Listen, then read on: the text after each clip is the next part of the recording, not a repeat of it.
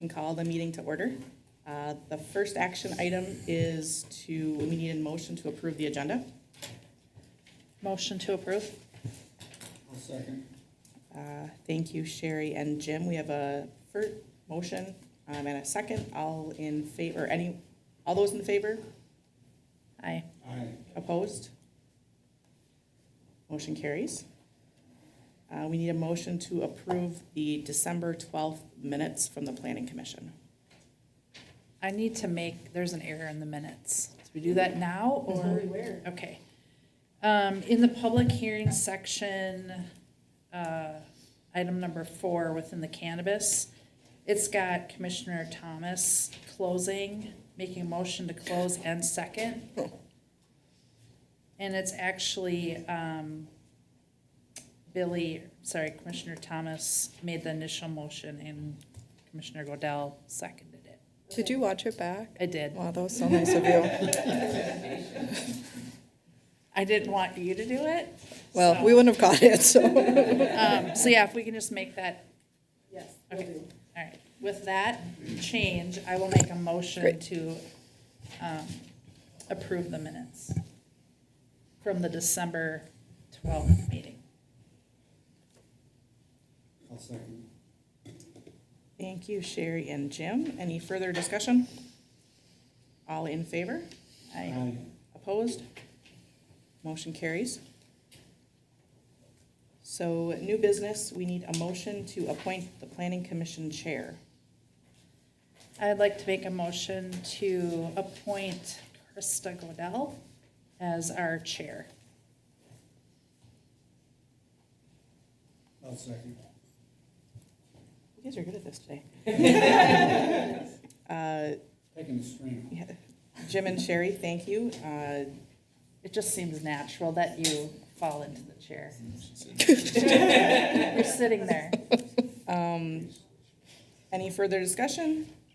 All in favor? Aye. Opposed? So that motion carries. We also need a motion to approve the Planning Commission Vice Chair. So I will make a motion to approve Sherry as Vice Chair. Second. Thank you for that quickness. Any further discussion? All in favor? Aye. Opposed? So motion carries. So Erin, will you present for us? Yes, you bet. Welcome to a couple new members and new seats tonight. We did interviews and such in March, so we have a couple new members up at the dais tonight. Congrats to Krista and Sherry. That means I'll just be calling you more often, which I'm sure you'll look forward to. So tonight we have a pretty big agenda. We have 2 concept plans and then a side code discussion. I told a couple of people in the back of the room that if they want to leave after the agenda item they're interested in, please feel free. It's a beautiful night. Basketball is on. The sign code is going to be thrilling, but you don't have to listen if you don't want to. It's free cone night at the Dairy Queen too. Oh, yeah. That's maybe the best one mentioned. Okay, so let's get started on the Enclave at Carver Creek. So we are looking at a concept plan tonight. So some details. We're not looking for a recommendation from the Planning Commission tonight. It's just feedback and comments to the developer who is in the room tonight. So they will take notes, feedback, take it into consideration. We'll come back with an updated plan should they choose to move forward with the planning process. I also want to note and highlight that this is step 1 in the process, that there are many unknowns with a project. So you might have a great idea that we think about tonight, and we might not have the answer of will it work, will it not work. We don't know, just based on what we know about the project right now. So we'll take your comments, take your feedback, try it, see if we can figure it out, report back either way. And we're looking tonight for general feedback about a project. So things you want us to think about should the project move on to preliminary plat. So again, it might be something that we look into and it doesn't work, but I'll be able to say that at the next meeting if they move forward with applications to say, hey, we checked it out, it didn't work for X, Y, Z. So any feedback that you have, we'll take into consideration and work with the developer on. So thinking about the Enclave specifically, it's proposed by D.R. Horton, who is in the room tonight. They have a couple of projects in town, Meridian Fields and Hawthorne Ridge. Both of those projects started, I think, in 2018. So it's been a couple of years since they've been through our city process, but we're happy to have them back. And the properties we're looking at are formerly the Lenz Inn and then one of the Hammers properties. So if you're familiar with those pretty Carver names. Those are the properties we're talking about. So there are city utilities available via several stub streets at our current city limits. So one of the steps this project will require is annexation, but we have planned for this project for a long time. All of our utilities are sized appropriately, and there are several streets that they can hook into to connect to our greater city system. Project location, so north moving south, it's directly adjacent to the Preserve, which is the Brandel Anderson product, and then Timber Creek, which is the Lennar product. So everything is west of Jonathan Carver Parkway, west of Carver Elementary, Quick Trip, etc. The major collector going into the street is Monroe Drive, but there's additional accesses, one in the Preserve off Old Oak Road, and then Balsam Lane, and Timber Lane and Timber Creek also connect, but Monroe being that main collector to get traffic in and out of the site effectively. So general location is there. And then the smaller map is our comprehensive plan. So the properties are circled in red. The really light yellow is low density single family. The darker color is higher density residential. So this project is residential. I do anticipate that this project will likely seek approval for a PRD or planned residential development because there's likely a mix of housing types with some townhomes and then single family homes. So much more to come on how that all shakes out, but I do anticipate that it will likely move through the process that way. Concept plan is on the screen now, so highlights that you might be looking for really quickly. In total, the proposed project tonight is 530 lots. There are 123 45-foot lots adjacent to the Preserve and Old Oak Road. There are 178 65-foot wide lots, so that's the purple and the orange color moving south. And then the property directly adjacent to 212 on the far west side is 129 townhomes. So thinking about our comprehensive plan, you saw single family on the two properties, the two Lenzen properties, and then higher density on the Hammers property. So in general, what we know right now, the project is consistent with our comprehensive plan with those two different housing types meshed together at different densities. Some other things to note is that in this project, we are thinking about a park. So right now it's on the far south cul-de-sac here.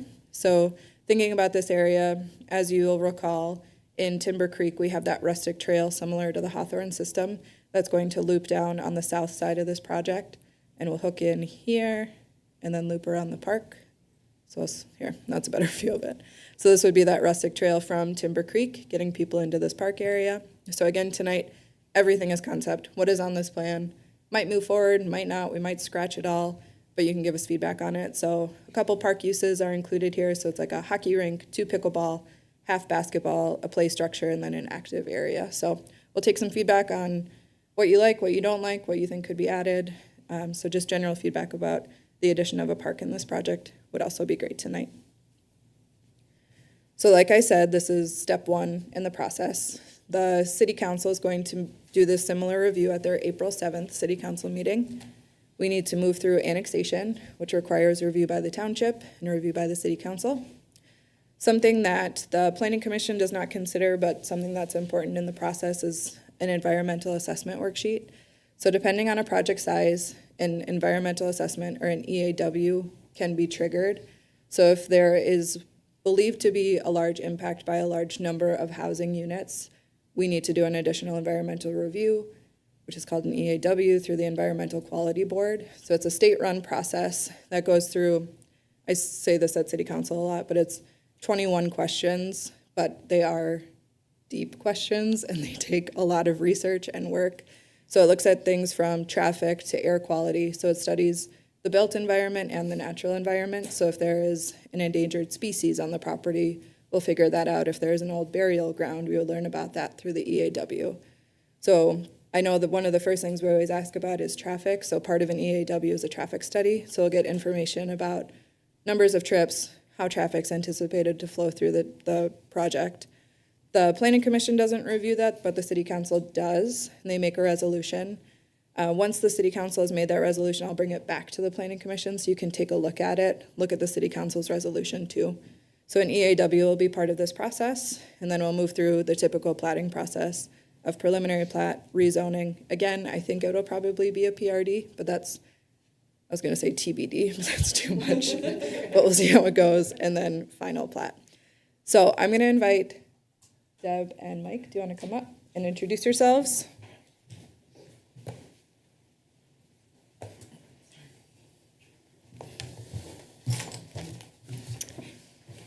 Can you hear us? Do we have to talk really close to You do have to talk really close to the mic.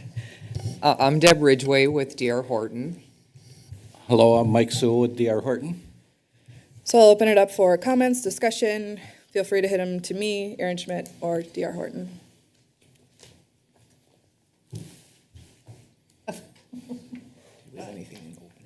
So what's the cutout on the north end, in the middle?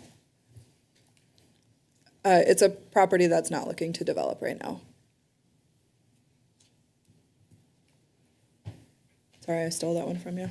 No, Are you talking about this right here? Yeah, Here, it's the Villers property here. but you're planning to develop that at some point, since you, no, we don't have it under contract, but as part of the layout for the site, the city wanted us to do what's called a ghost plat, and so it plans where access could be if that site were to develop. okay. So on a larger scale, that allows us to size utilities correctly too. So if we know there's gonna be 5 houses or 200 in a ghost plat, we can think about utilities that way. So the question I have is, if you're able to disclose, how much of the land you actually own at this point? We don't own any of the land right now. It's under contract with both the Hammers and the Lenzen parties. We will not close on the property until we have preliminary plat approval, which then would allow us to start grading potentially, and so it would lock in the land use. That's what we need in order to close. And that's typical. Developers don't typically close until that preliminary plat approval. So let's say there's a delay in closing of one of the transactions. Would you wait for both transactions to close, or if one closed, begin work, and then when the second one closes, finish the build out? Currently, they're set up not to close in together, so we'll probably close on the Lenzens first, and then move to the Hammers a year to 18 months later. I don't remember the exact dates in the contract, but they're not set up to close together, so we need to get Lenzens, obviously, to get street and sewer water to Hammersville. There's a little bit of gap in between the two of them, but we want to have an approval over all of it, so we know which direction we're headed long-term with the city. Do you generally have a phasing plan? Like, do you know how many phases it could be? Not today, but that's our tomorrow discussion. 'Cause Sounds good. As part of our EAW, we gotta lay out a phasing plan, and we're gonna meet tomorrow with our engineer, Kurt Acquaintance, with James R. Hill, who's also here, so if you have really tough questions, we brought the expert along with us. So we're gonna lay out a phasing plan, and we'll share that with you. But my guess from his history of doing these, there's gonna be 5 to 6 phases, because it's a lot, 500 and something is a lot of home sites.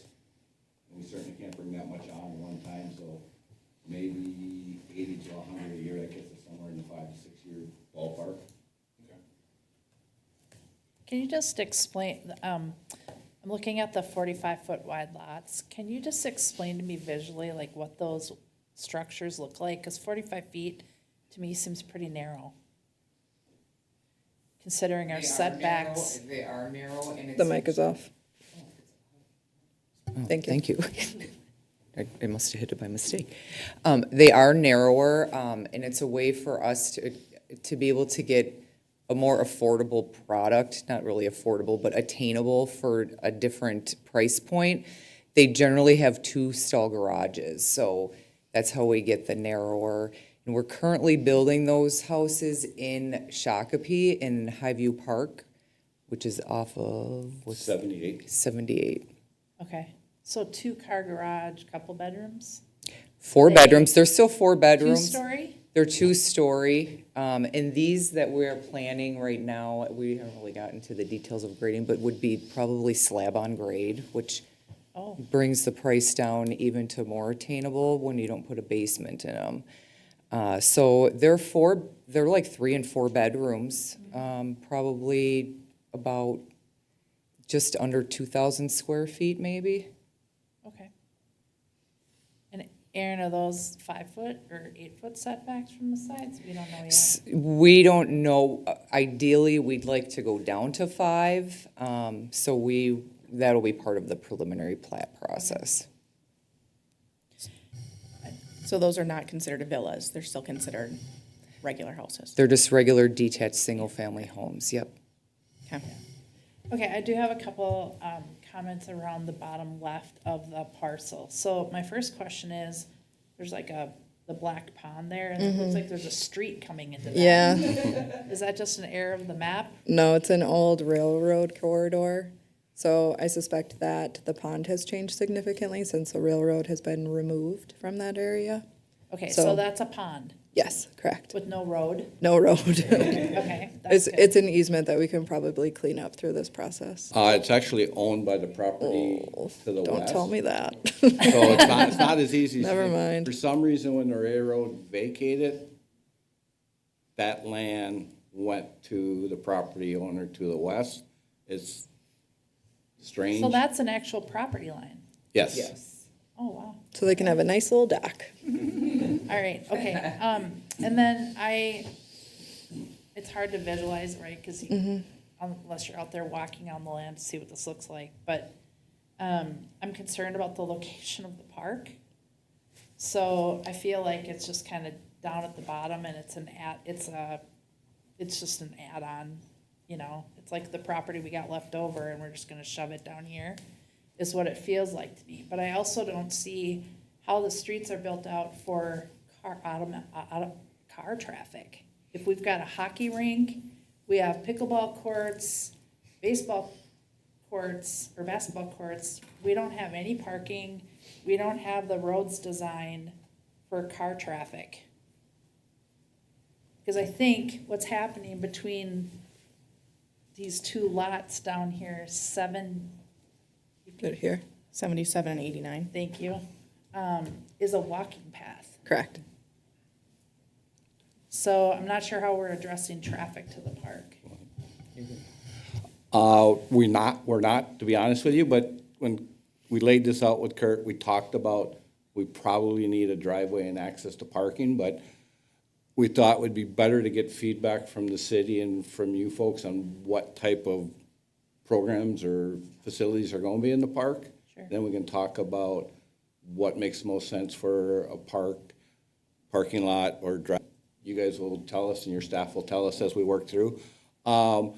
To better answer your question that you think we just put it there, it used to be up along the highway. Get out there and you walk the site, and then when you scroll down to the southeast, there's a finger that goes out along the bluff. It's quite beautiful, and we thought it would make better use if more people could get out there and enjoy it. And it's a spectacular view sitting there in that parkland. So we had houses there at one time, because they'd make some really nice lots, I was but, gonna say, but we just think there's some soils stuff down there that makes houses a little bit harder, so we think it would make an excellent park location. I understand it's not as central, but maybe someday we can figure out a way to get you out there with the staff, and then you'll understand why the park's going there, I think. At least I think, I don't know. We'll see what staff thinks this spring when we go for a walk, but. are you guys thinking like baseball fields or anything like that? No. And we don't even know if a hockey rink makes sense down there, because maybe Yeah. from the city maintenance standpoint, it may not make sense. Maybe it's more playground and more open area and place where young folks can go chase butterflies and look at the ravine and do things that aren't so programmed, but things we need to work out between now and the pre-plat with staff. My personal opinion is, like I said, I just feel like it's just shoved, so you've got 530 homes and you put the park down here at the bottom. So it seems accessible for maybe 150 homes, and all the rest have probably a good mile to get there, right? So it feels to me like if we're gonna make an investment in a park, especially with, things like that, we would wanna have it a little bit more central, for the benefit of the larger neighborhood. Well, even piggyback on that comment too, instead of a centralized park, some pocket parks, basically distributed green spaces that allow kids to have a place to go. As of right now, with most of the subdivisions in the city, kids are have to play in the street because there's nowhere really for them, aside from the big centralized city parks, to go kick a soccer ball around or something like that. And my frame of reference is that is I used to live in a D.R. Horton subdivision in Arizona that had that. And pretty much every house in that subdivision was a 2-block walk from a green space that was suitable for kids to play. So it's just a personal preference. I'd like to see, little spots here and there distributed out through the neighborhood where kids can go throw a ball around and still be within walking distance. There's the folks in these northern roads here, they can't really, as the park is placed right now, as referenced earlier, you have to get in a car and drive down there to use that facility. And we may, between all the green space for ponds and other places, or may be able to, ways to incorporate that pretty simple. We gotta work out maintenance and access and such, so Yeah. discussions that we'll have to have with staff just to make sure we're all on the same page. I have a couple of questions. So is the neighborhood park in addition to the park dedication? So we take, when it's a combo, we take the amount of investment they're making in the park from their cash donation of park dedication dollars. So in this case, with as many units as it is and the size of that park, I anticipate it would be park and cash. Okay, but this park isn't in our master plan? No, Okay. And then how far away are the townhouses from the highway? They are labeled, to the best of my knowledge, off the top of my head, they're 50 feet roughly from the right-of-way on the east side and about 120 on the west side. Okay, Well, the right-of-way. Can you zoom in? Right-of-way is No. obviously not the highway. so there'll be some kind of buffering? Yes. I don't know the land of that there, like, is it flat or is it a hill? this was risky. Okay. Okay. Oh, no.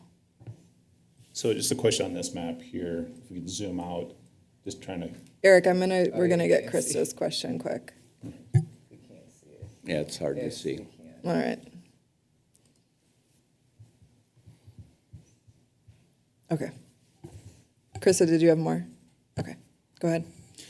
so just with the, basically the legend down there with the purple and the orange, obviously light sizes are the same, trying to decode the SEWO, and is that slab and walkout, and the versus RLO, RWO. I'm just trying to figure out the differences between the purple and the orange lots since the dimensions So are the same. the purple lots are what are called our premier homes, and that's what we did in Meridian Fields, and they're more like a split type home, so that it's not a full depth basement.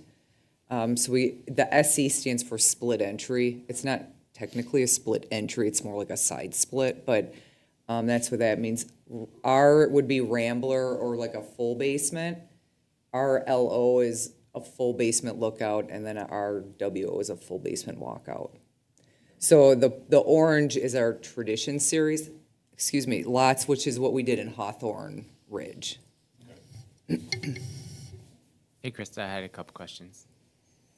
And so, following on the traffic, the cul-de-sacs down by the park, it would be interesting if we could maybe connect that cul-de-sac and that cul-de-sac in the lower right to maybe that street there to kind of get some more access. It seems there's a lot of houses kind of stuck down around those, it would be the southwest side there, right, with those kind of 4 cul-de-sacs, but only one way out. And then also on the land going to the west, is that the ravine? Is there a ravine kind of behind there on the next property, Erin, or would there be a through street through one of the cul-de-sacs kind of in the middle there on the west? No, the topography is really challenging on Okay, the next that's a property. ravine right there. Yep. Okay. And then about the orientation of Monroe Drive around, kind of curving north towards the freeway there, is that again kind of driven by the train where if we, prefer to have it more continually west, right? Kind of pushing that, right, if that's gonna be a main collector, And then having the townhomes by the freeway, again, that's gonna kind of get road noise again with having a collector and a freeway. If there's any way to kind of, I don't know, have it more straight west versus kind of curving north a bit, I think would improve the sound for the townhomes there. And again, with the townhomes, right, buffering or berming again to try and reduce as much noise from the freeway as possible. I'm sure those homeowners would appreciate that. Let's see. And then again, with the park, I think the current hockey rink in Community Park is fairly old, right? Been here as long as I can remember. So I think that is an interesting idea, and I think we're definitely could use a new hockey rink, but I am definitely concerned about a lack of parking in that area. Again, having my house next to a park with virtually no parking, I would not not enjoy that, having a lot of traffic down there. And again, I think maybe finding a way to get those streets to connect would again be helpful of just getting traffic. I think I do remember looking at the satellite view, and that is a pretty beautiful, like you said, we have that trail coming in. So those are my initial thoughts / concerns. So, Reed, with respect to the Monroe Drive alignment, early on, we kind of did a mini alignment study of Monroe going all the way out to County Road 43, which is kind of the ultimate goal of that frontage road system. And having it further to the south, there's a lot of topography constraints and bluffs that we'd be impacting. So we kind of have this in a spot where we think it's workable as development would continue to the west. Still, probably will refine it some, but if we go further south, there's just a lot of constraints that are going to be problematic. So Okay, that makes sense. Yeah, I assumed it was something. I was just double checking. Yeah, and then I know I watched the city council meeting. Did they get a decision or on the right-of-way for a potential bridge over 212? Did we decide that, as I recall, that they were going to kind of potentially leave that in there? Could we maybe get the next one a mock-up with that on there? If that seems feasible for next time. I don't know if the city council has. Yeah, we're working on that at a staff level right now. So put a pin in that for now. Okay. Can you just tell me where that is? Sure. So in our comprehensive plan, we show an overpass over 212 in this general area. We have been doing an extensive amount of work thinking about traffic counts and how that will connect north of 212. When that overpass has been in the last 2 rounds of our comprehensive plan, the land use on the north side of 212 has changed pretty drastically. So at a staff level right now, we are working through if it's warranted or not. The costs would primarily be borne by the city, and it would probably be several $1 million to get an overpass over 212. And it would take a significant amount of right-of-way that would impact the property owners in this Ghost Plat, along with several areas of this project too. So we're working with the county right now and Bolton and Menk to see if it's warranted and trying to nail down some of the costs, because it is not a casual amount of money to put an overpass over 212. Would that hook up with potential residential on the other side, on the north Correct. side then? Yep.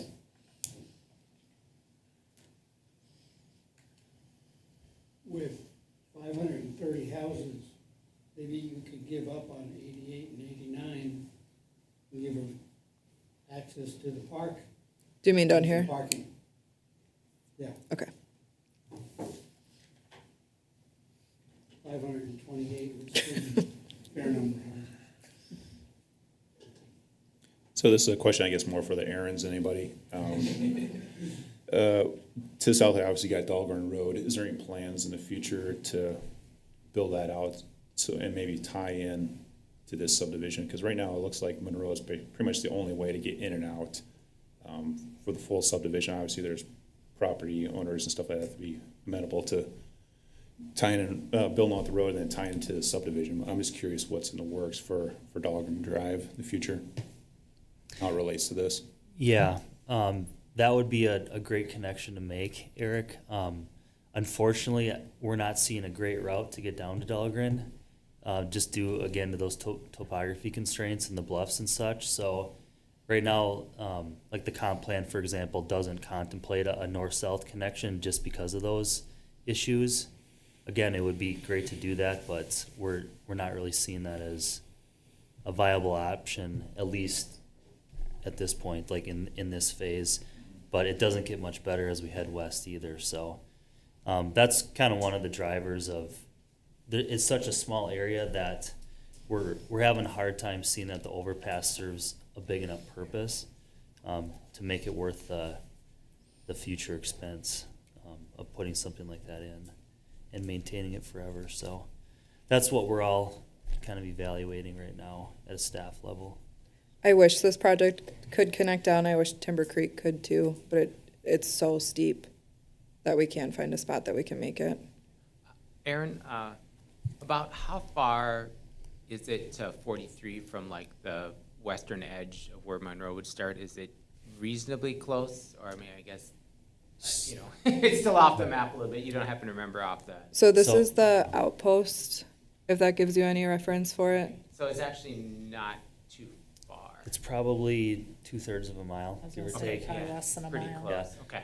So That- yeah, maybe that would alleviate like you said, if there's no way straight south here, you go at most a mile, 2/3 of a mile, then you can hit 43 and go south. And again, that may alleviate the need for the overpass again, because presumably that already has access already. Yep. From the, Yep. okay, yeah, that And- makes sense to me then.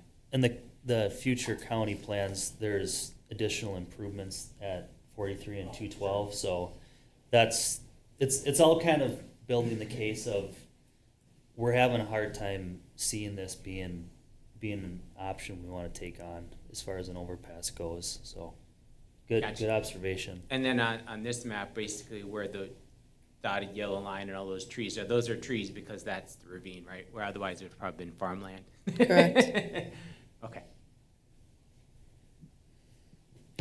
Another question for I guess, Erin Smith on this one.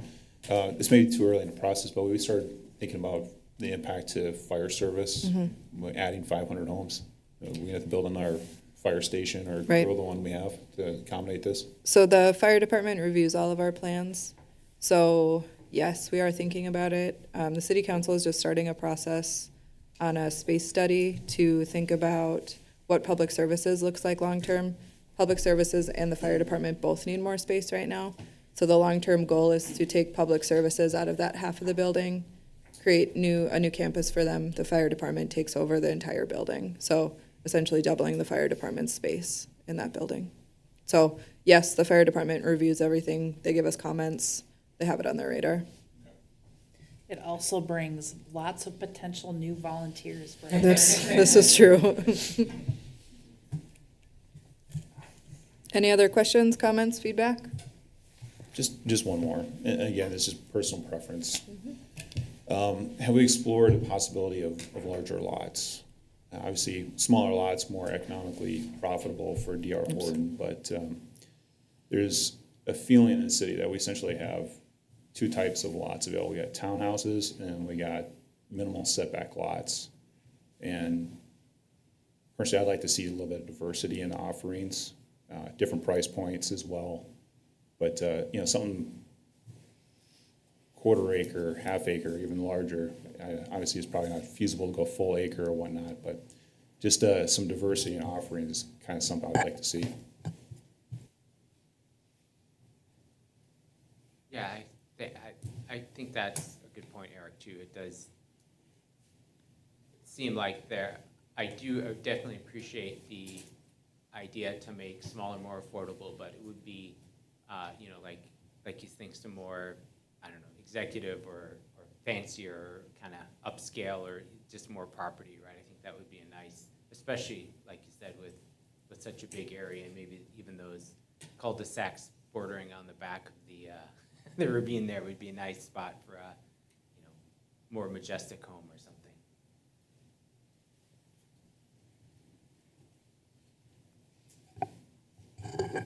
Thank you. Erin, do you want to move on to Summerfield? Yeah, thanks. That's it. Thank you. Thank you. Wrap that up. That was a Cindy move of you. Get out of here. Thank you for coming. Thank you. We look forward to having you back. Yeah, no, thanks. We look forward to being back. We do really enjoy working with staff and just the city generally. Thank you. Thanks. It's about $100 million house. No. We do read the $2.5 million ones. I gotta go to that. Okay. Ready? Okay, let's move on to Summerfield. Alrighty, so this process is going to look very similar. So we're moving on to Summerfield, which is the project south, which I think most of you are interested in. Cool. So again, tonight, we're not looking for recommendations. The feedback you gave to D.R. Horton was exactly what we're looking for. Big picture things that we can think about, work through as we move through the process. Again, this is step one in the process, and their process is probably going to be even longer. So there are some steps that Summergate and Summerfield will need to work through. So again, answers might not be available tonight. Looking for general feedback that we can bring back should the project move forward through the process. The project is proposed by Summergate. The Summergate is typically a developer, not a builder. They've worked in Carver both in Oak Tree and Timber Creek, which are both Lennar products in Carver right now. This property has a lot of history. Casey with Summergate can probably sit here for a while and tell you all about it, but several of the properties that are contemplated in the project area have been owned by Summergate or Tollefson since 2006. Through market changes and a city utility gap, the project has not moved forward since then. So we have come to some conclusions about the utilities with the city council.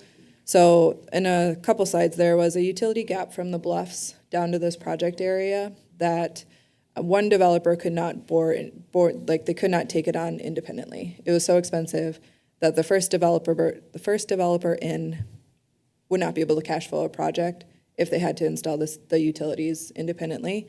And there was a gap in our city system. So right now, I think I have a map of it. I'm gonna go to this one. So squint your eyes a little bit, zoom out. Carver Bluffs is here. So our city utilities stop at Carver Bluffs Parkway, not Overlook Drive. So it's this area here where there's a gap in city utilities. So directly adjacent to city limits, but not something that a developer alone could afford to extend the utilities and still have a project be profitable. So starting in 2025, the city council added a trunk fee to their city fee schedule. So what that means is that every lot that comes in 2025 on any lot that gets platted, so D.R. Horton would be part of it, Summerfield would be part of it, there's an additional fee of $3,300 that goes into our trunk area fund that funds large-scale utilities to help development move forward throughout the city. So this is the first example of where we'll likely use that fund, but it's definitely not our last. So it could be used for upsizing city utilities or creating connections that we can't figure out with a developer alone. So it's an additional fund of money that allows for us to think about utility projects on a grander scale. That only affects lots that are coming into the city. So you all who live here now will not pay that fee. It's lots that are coming in to be platted. A trunk area charge is also really typical. We're not the first city, we're not the only city. Most developing cities do have them. So the city council worked through the process with the fee schedule and added that $3,300 that will allow us to bank that money from several projects coming in to make that utility connection. So that cost will not be to the taxpayers right now. It'll be from new platted lots to make that utility connection. That was like a 3-year process, dialed down to like 35 seconds. So if you have questions about it, let me know. It was a long process, but we got there with the city council. lot? Correct, yes. Okay, so the project area, if you think again about the bluffs, they are here. So this is Overlook Drive. So this is currently our southernmost property or city limit line, so there. And then it's hard to put a shape around the entire project area because it's large and kind of oddly shaped. So it's generally here, south of city limits. Mueller's Pit is another good benchmark to figure out where you're at. There are some streets in here that are pretty well known, like Mount Carmel is one if you need to get your bearings as well. So in the city's comprehensive plan, which is here, the really light yellow is single family. The darker the yellow, the higher the density for housing. Red is commercial. So obviously with the two county roads converging in this area, going to Jordan and Carver, there likely is some opportunity for some commercial development, whether that be a quick stop gas station, a coffee shop, something that is appropriate with the number of traffic volumes that could travel in that area. A commercial node is likely appropriate with the two county roads coming together. So generally, the project is looking for residential users, which Summerfield and Summergate is proposing. So this is one of the very early sketches we saw. You see the date on here is 2020, so we've been working towards this project for a while. Just some property owners, and then the Tollefson land is outlined in red, so that's the property that Tollefson or Summergate has owned since 2006-ish. So there's that trunk area utility extension that we're working on. And then the concept plan. So this one is large. So something that I appreciated that Summergate did is that there are estimated units at low, realistic, and high. So we haven't nailed down what the actual number of units is going to be, what the spread is going to be, but it gives us a general range of how it could shake out as we learn more about the project. So I'm typically moving forward right now with estimated units. So the realistic at 2,355 total units in this entire project area. So you'll see there's a wide range of uses here too. So I'm going to start north and move my way south. So the blue on the northern portion is shown as an active adult community. So that would be a community with a hefty HOA with some uses in there, like a community space, a clubhouse, private uses in that neighborhood for typically active adults that are downsizing, looking to build community in an active adult community. Moving south is the light yellow, which is low-density residential. Again, the darker the yellow, the higher density. And then a couple commercial nodes. There's also a really substantial park here, so we've been planning that park for a while in our Parks Master Plan. The Parks Master Plan in this area calls for the ball fields and community park being pulled south. So as you all probably know, the Black Sox are a pretty popular team that play on a field that's probably not appropriate for them. So we've been thinking about what it would look like if the Black Sox pulled to this area. Community park is limited right now with an XL power easement, so the amount of work that we can do in community park is really limited. So when the Black Sox want to make improvements, they typically can't. So they have wanted to make some pretty big improvements in community park, but due to the easement they're under, they're not able to. So thinking about this park with like really substantial parking, several ball fields for the tournament play, the Black Sox, and then some other additional users for city uses, and then maybe crossing all of our fingers and toes, but we also are starting to think potentially about a school site in this area. So as Carver continues to grow, as Carver County continues to grow, we want the school district to know that we're thinking about it and that there likely is a need for an additional school in Carver. So we're talking an elementary school. No idea. Well, elementaries need about 25 acres. Well, Higher. I know that Middle schools and high schools need more area.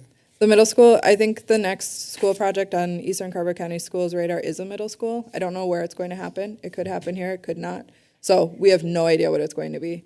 But just want the school district. How much area is blocked out? Do you know offhand? It's 20 acres right now, but that is a round number. Don't take that as anything. We have no information about it. So it's an idea right now. But something that we're thinking about, letting the school district know, hey, we're continuing to grow. There likely is a need. We'd be happy to support an additional school in our community. So looking through all of these, it's a lot to take in. So as you will see, they have come in with phase 1 for the concept plan. So this would be the first phase of the development, breaking it down from the 2,300 lots to a smaller scale project. You'll see at the intersection of County Road 40 and County Road 11, there's a proposed roundabout with the county. So that project will happen in conjunction likely with this phase 1. And then phase 1 is showing a mix of single family homes and townhomes. Here it is on our comprehensive plan outline, so you can see that it is consistent with the comprehensive plan most likely. We'll learn more through the platting process to figure out densities, what that looks like across the whole project, and phase 1. So next steps, you're looking at the concept of the entire project tonight.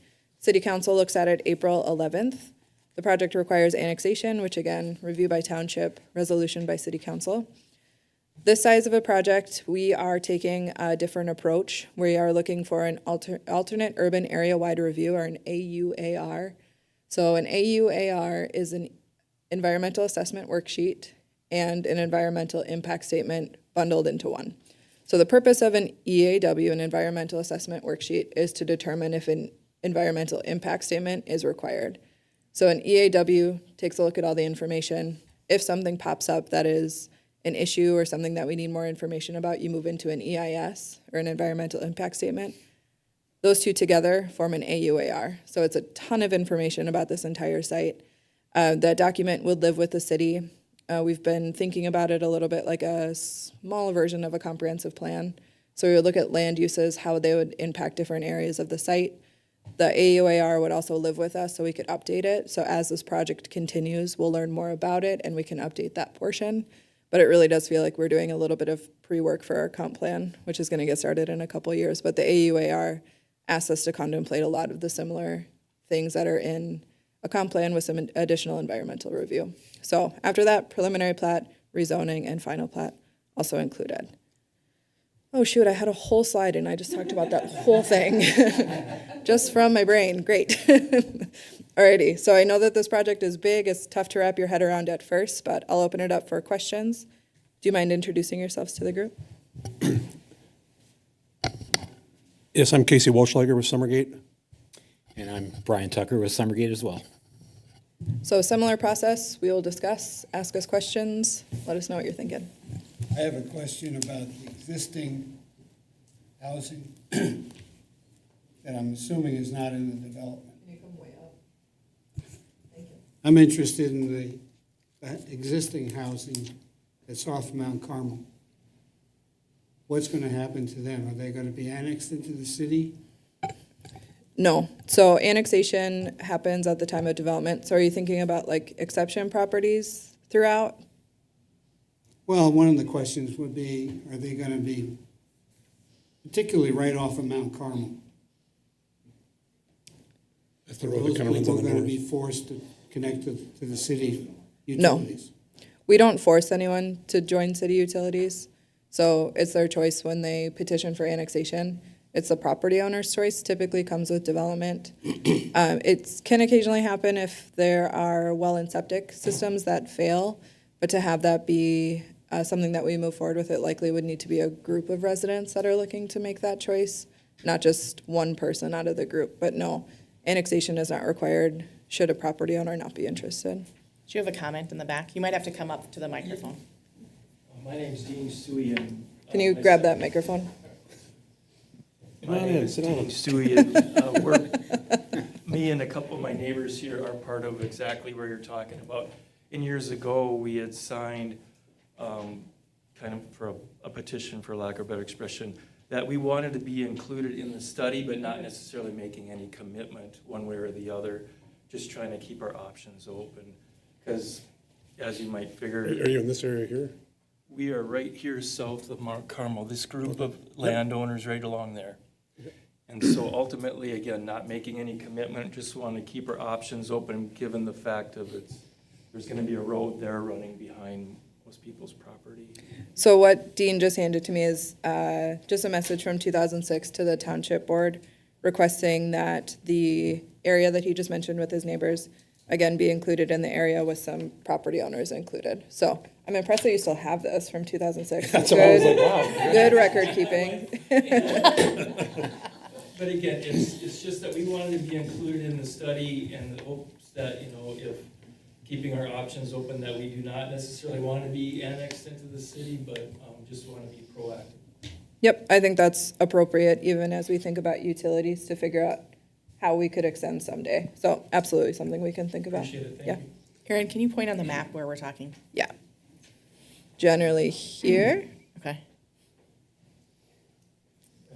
Hi, I'm Dave Dualter. As one of the property owners right in that gray block of 4 lots there, I'm concerned that we have a road right adjacent to us and right across the road, pretty high-density housing, I believe. And back in 2006, there was just a thought that, well, maybe there would be a berm or something between the new development and our properties.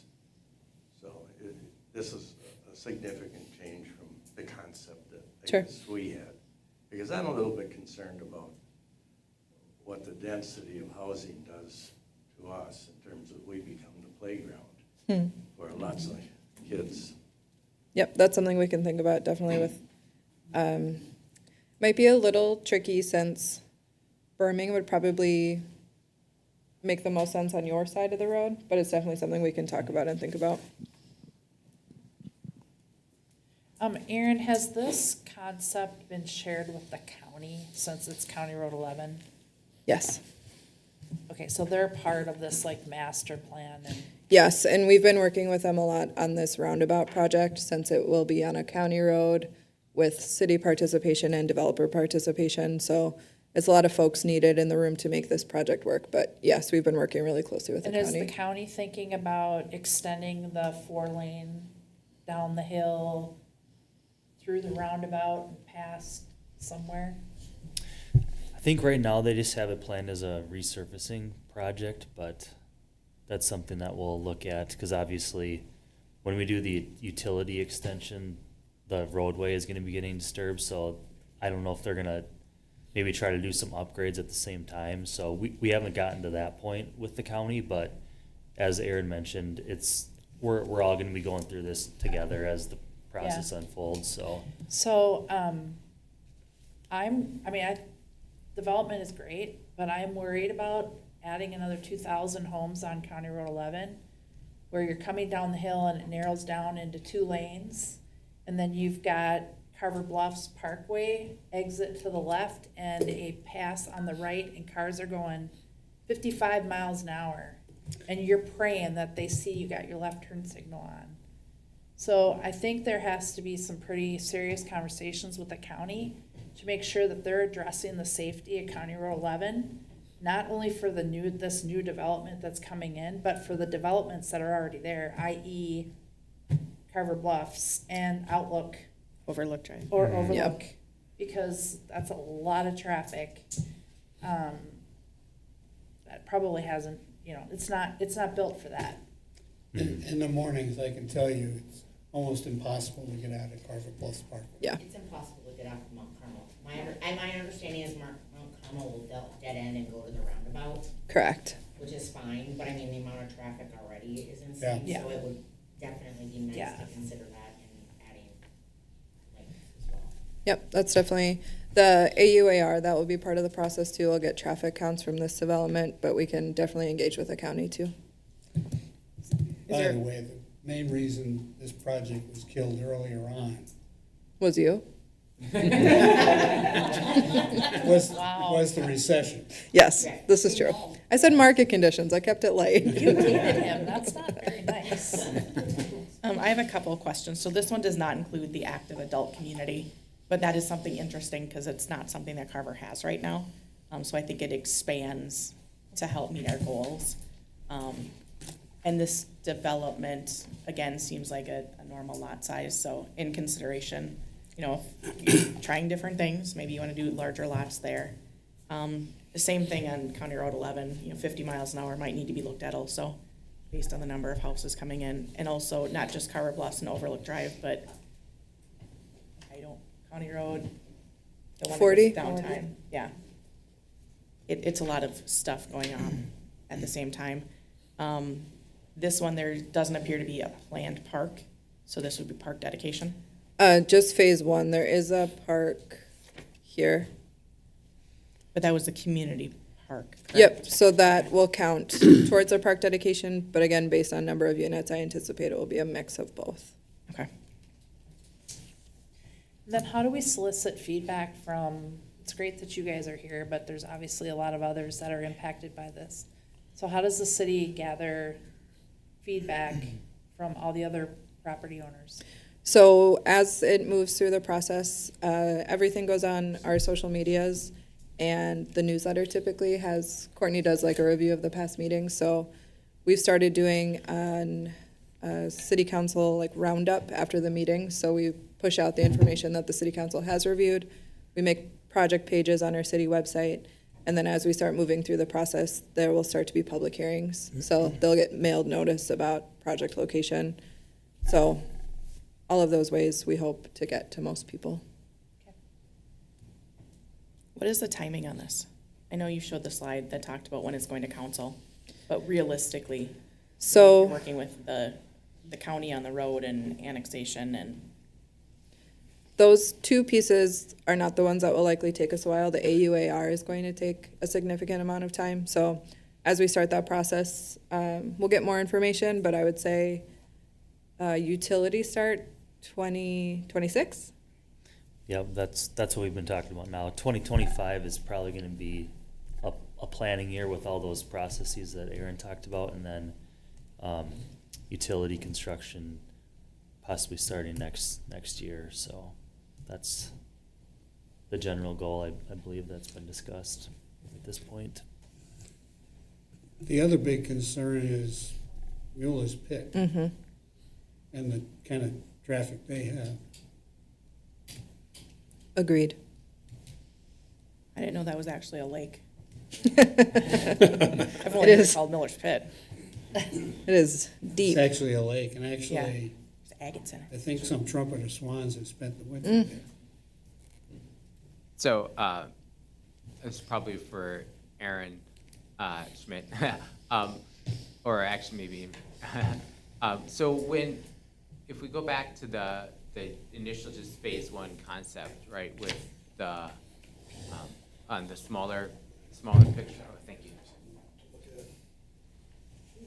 Yeah, so there's a little stub, that is presumably the old access of the property owner, right? That little green stub there coming down in the middle, kind of on the north. Yeah, that weird thing there, right? Or that green line, yeah. Thanks. Okay. And then what's the typical city plan for like Mount Carmel Road, right? If we build out the current phase one, that would stay with the township, or is that part of the city now that we would be bordering it on It's an eye two test all of the the time. sides, or I guess, Oh, thank you. right, coming out of Jonathan Carver Parkway, and then obviously the new development with Oh, need the one. new collector going north-south between Maplewood Road and Mount Carmel. Would those become the city's property or roads to deal with, or how's that work as we phase out the rest of the plan? So related to that north-south piece, that appears, Casey, I don't know if you drew that in as right of way or if that's already existing. It's actually just part of the parcel, the first Okay. parcel of land. Is it a Oh, it is. cartway? I don't know what happened. Okay. Ryland developed something years ago, and somehow, because it's called Ryland Edition, so I'm Okay. assuming it's Ryland, because they always called their stuff Ryland Edition. And it was left as a Sure. remnant. It's a good It makes sense that fairway- it would be that. Good fairway for practice. Yeah. Okay. Yeah, I mean, it would be a normal extension of Carmel Lane. yeah, But through some conversation we've had, they weren't really looking, trying to extend Carmel Lane directly down to it, and that's the only reason it's not showing there. Okay. sure. Maybe that changes if the parcels he mentioned were to Yeah. be included in development, then it makes sense that that gets extended or something. Yeah, the Mount Carmel would still be a Township, okay. road, yeah. So they would stay in the township until the rest of the adjoining property, right? So I know if we look at the wider scale, right, what's kind of the traffic, I guess more Erin Schmidt, when we're looking at the whole project, right? You basically kind of have to plot out part of the traffic study and figure out where the roads are going, right? Do we see that those roads are going to remain relative to where they are, or do you still have a lot more work to do going forward, right? Because I guess I'm thinking we don't want to lock ourselves, like, for example, that cul-de-sacs in the kind of lower south of the new concept plan, right? Where if that other property comes into the city eventually, obviously that would be nice to have access through there without having to go through the connector again, right? So kind of where that exception there is in that corner, right? If that was ghost plotted as a street, yeah, they're kind of going down. Again, why I was kind of asking about Maplewood Road, would we assume that would be upgraded to another collector or stay as a city, just trying to get traffic flow? I know as we build it out, we're kind of limited on what we can do, but just thinking ahead, not, bottlenecking traffic. The long-term connection for Maple Road onto County Road 40 will Yeah. go away. So Okay. Maplewood Road will not be a major collector. Okay. And more than likely through the process over the years. This one, it's on this Through one. County Road 40. Just like when someone takes asked it earlier, further Mount Carmel south. Road up at the north end, that access will be eliminated Gotcha. through the process. Hi, this is Dave Dualter with comments basically about the roads as well. Whether Mount Carmel is closed down at Jonathan Carver earlier or later, we will have issues with fire department access up there because the only real way to get in there will be off of the cul-de-sac, at least early on. So how long will it take before there's another connection either from Mount Carmel or from your new road south of us to get back out of that neighborhood? Today, the only other access is through a farm. Right, through like Larry Wellens. Larry driveway. Wellens' farm. Yeah. So it's a concern for us and a lot of the folks that you're gonna put in there. One of the benefits is our first phase plan will bring direct connection from that roundabout that's gonna get put in on 41 and 40. It'll bring that connection right up to Mark Palmer Road. It's actually kind of where Larry Wellens' driveway, it's like a quarter mile further east from Larry Wellens' driveway. So looking at this, Is that the green landing strip? right, behind this is Larry Wellens' driveway, this is what he's talking about. And it kind of goes down here to Maplewood. When we put this connection in, it comes across, and this is gonna be a major collector. If you notice, it's hard to tell from this picture, but these aren't driveways that jump onto this road. So this is a non-driveway road, so it's a collector road. This road is a collector road too, this east-west. And they're kind of like the corridor, or the artery of the whole road system, is everything feeds into those collector roads. So once this collector road gets put in, everything off Mount Carmel will be able to feed over that way.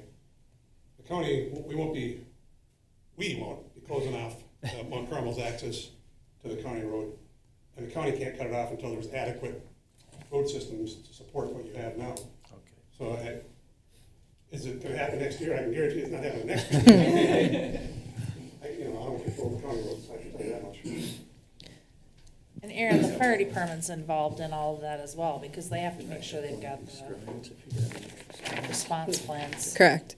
And we've already started talking about what construction looks like in this area with the fire department, since they serve the township area too. So should a portion of JCP need to be shut down, the fire department's already thinking about alternate routes to get down to some of these areas. Is it normal to have this many exemptions in a development? Depends. I would say this one is these are larger scale home sites. Okay. So it feels like there's more just because the past projects we've done, like Meridian Fields, Timber Creek, Oak Tree, it was one family farm, where these are less farm sites and more large residential sites. So I would say it's not atypical, but it's different than what we've seen to date. And none of these are ghost plotted, so that means they're not ever going to come in? They are included in our growth area, so we do anticipate someday that these properties will be part of the city of Carver, but ghost platting can be tricky, that if someone sees their property with lines drawn on it, we try to be respectful of that if they don't want to develop. The general feeling is that Carver at one point will become the largest city in Carver County, because we have the most land available. Land-wise, yes. So this is not the end, probably. So again, maybe following on the, so the utilities plan, Erin, I assume we will have sizing for those exceptions to be developed in the future and all that good stuff in your engineering work and all that. Yep, so the trunk utility extension will be planned to accommodate the ultimate growth, so they'll be sized for that. Yeah, and then if we could just flip to the huge master plan, I will, again, echo Krista's idea of a active adult community. Hopefully I can eventually use that in the future, but not anytime soon. That would be cool. And then just, I think, again, a large park this far south, right? I mean, I think the nearest city park would be Community Park, right? And that's pretty far away. So I think having another, very substantial park is a great addition to the development. Reed, just a reminder that Creekside will be completed then. Oh, that's right. And then Bluff Forgot Park about too. So I totally hear what you're saying, Yeah. but No, I you're right. want I to forgot make sure about that. Creekside is I voted included. for it. No, that's excellent. No, it's great to get, the development. And again, I when I was on the city council that we approved the trunk area charge. So I'm glad to see that. One of our concerns was if we vote for this, how quickly is it going to move forward? And we're glad that, or at least I'm glad that it's literally within a month. So, great. So that's all I had. I just have one other question so I understand. The developer, you guys are like land developers, so you're getting the land ready. And then do we have to find builders to come in, or are these gonna be custom, or how does that work? Generally, what we do is we master plan the properties, then we move to the phasing plans like you kind of saw. Again, this is just a concept of a first phase. This is Yep. not the first phase plan, just to Yep. be, we were asked to kind of create something, what would it look like? But as we go through the process, we'll work with builder groups. We've talked to a number of them who are interested in being in the project already. But the builder groups are probably a year away from the process. We have to get through a lot of red tape first to get there, like a lot of environmental issues to consider. But once the plan is more baked, then it's easier to kind of find the builder groups that are interested in being, in the community itself. Thank you. So it's entirely the developer's responsibility. Got it. I will tell you from past experience that I like large development. If you get it, somebody comes in and just has a development of 60 or 70 houses, they're interested in building those houses and giving you nothing that the community needs overall. That's a point too. It could be a variety of builders, so it could be one group that takes down the entire project. It could be 5 different builders in the same project. So thinking about that too, as we move forward, we'll learn more, but someone might do the active adult and then another group does a single family, so. Another thing to consider is County Road 40, having the walkability, ensuring the trail is connected so they can go to those other parks and not get hit by a car. Agreed. So there's a question for Summergate. Are you able to share which builders have shown interest in this project? No. I figured as much, yeah. So I guess since there's a law, I'll just go through my comments real quick. A lot of these comments are very similar to what I shared with D.R. Horton as well. So the large centralized park at the south there, a lot of amenities that can come along with that. But with previous comments, pocket parks, little green areas dispersed throughout the different phases would be great. So we're not have to load everybody into a car and drive to one of the major parks. Is it feasible to have a green space within a couple blocks of every house? No, but just some dispersal where you can ride your bike half a mile down and meet your buddies and throw a football around or something like that. Some of these would be great. In the same vein as previous comments, I feel low density is a little bit of a misnomer, and we get a whole discussion out in that council is driving a lot of our decisions with this, but I'd like to see, and again, personal preference, some platting with densities less, 3 or less per acre. I don't know if that's feasible or if it's been explored and that's the dead horse at this point, but kind of new discussion, so something not necessarily executive, because I think that's kind of a false tie-in that a larger lot necessarily means an executive house, but just something we're not having 10 feet in between houses. I see we got 60 and 50-foot lot lines already on the map there, but if we got wiggle room to work in some lower density, 3 or less per acre, that would be something I'd really be looking forward to. Did you want a little feedback on that, or you? I can tell you that less than 3 units an acre lot sizes, I don't want to say there's no chance. You know, I mean, I guess there's a 1% chance, but I'm telling you, it's very difficult. If you've ever studied it, but if cities don't have really 3.5 or even 4 units per acre, the cost of the residents is higher than, like, they can't produce enough taxes to pay for the services like the parks and all the different things. So it's a math equation, which isn't what you want to hear, but I'm saying there's a math equation out there that says they can't financially, when developments first happen, they get all these great fees, and there's development fees and all this stuff that kind of money flows in. But 10 years later, when things start having to get replaced because they're broken, you know, for whatever reason, or worn out, if you don't have really almost 5 units an acre, I don't have that study, but there's different studies that'll tell you exactly how this works. But if the number isn't high enough, literally when the city goes to replace it, there's not a way to generate the cash. So fast-growing cities, they always have plenty of money, they build all these cool stadiums, they build all this cool stuff. But when they get to be older communities, all of a sudden they start running bankrupt practically, because they literally do residential development. If it wasn't done dense enough, you can't pay for the repaving of the road right in front of the houses even. I mean, that's a long-term problem, but I'm just saying that's kind of how the Met Council's figuring things out. Like, hey, we need to stack them a little bit closer because we can't get enough money to maintain all the sewer pipes, the streets and stuff like that later. And as any city person will tell you, there's a big problem when you come back later and say, oh yeah, we're just gonna assess everybody in this neighborhood $5,000 a house so we can put in the new curbs and streets. People aren't planning for that 5,000, so they can't afford it, specifically because their payment was whatever they figured out. So the density number gets extremely difficult to get as low as you want. And then generally what the biggest driver in density isn't, somebody, I heard a comment earlier, like, hey, D.R. Horton wants to make more lots to make more profit.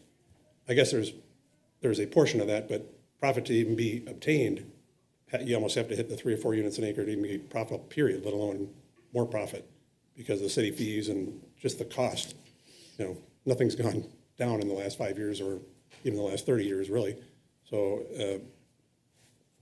being involved in it, when we had a concept plan in front of the city 20 years ago for this project, which you were obviously around for, when we brought that into the township and into the city and talked about it, we were talking similar to this kind of plan, but the cost to bring the sewer from where it was at the time, which was a wastewater treatment plant down the bottom of the hill, to bring it up, that cost was like $1.5 million. I wish now it's like $7 million. So if we just look at, what it costs to do things, and that doesn't include the probably $1 million when the county gets involved. But as it gets, put through those costs, and at some point there's going to be water towers and satellite out of whack. And the only way to really do it is to put more units in to cover those costs.